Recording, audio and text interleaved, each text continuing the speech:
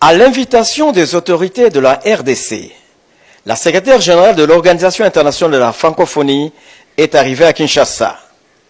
Une visite qui intervient le lendemain de la fête de la francophonie dans le tout premier pays francophone du monde, de par le nombre de personnes qui parlent la langue de Molière.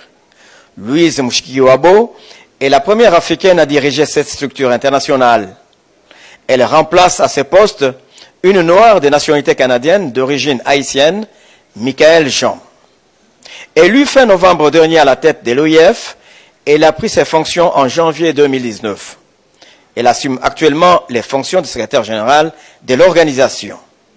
C'est à ce titre qu'elle tient à imprimer une nouvelle touche à son mandat tournant de 2 ans à la tête de l'OIF. Je suis venue d'abord parce que la RDC est un grand pays pour la francophonie. La francophonie, comme plusieurs organisations multilatérales, est à un moment où nous devons nous poser certaines questions, notamment la question de comment nous servons les peuples que nous représentons.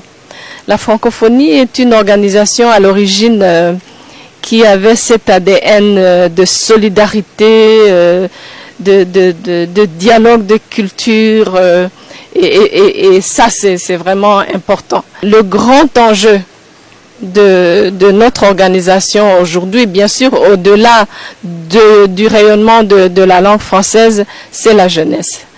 Parce que nous sommes un bloc maintenant de 88 pays, États et gouvernements, et surtout la composante sud de la francophonie est un espace très jeune.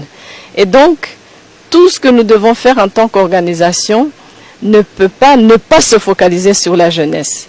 Et moi, je suis particulièrement convaincue que le domaine du numérique avec la jeunesse est un domaine porteur. C'est un domaine qui va à la fois apporter des gains réels dans le domaine de l'éducation, dans l'utilisation de la langue française, dans la formation à l'entrepreneuriat, dans l'innovation. Et donc je vais en tout cas pour ces 4 prochaines années tout faire pour qu'on se rapproche beaucoup plus de la jeunesse et qu'on tire profit de cet outil révolutionnaire en fait qu'est le monde du numérique, la révolution digitale. Et bien entendu, la RDC étant aussi un pays avec une jeunesse, comment la décrirais-je, une jeunesse innovative, une jeunesse qui vraiment n'attend que à être accompagnée. Vous pouvez être sûr que dans le travail qui se fait à la francophonie, la RDC est parmi les pays prioritaires.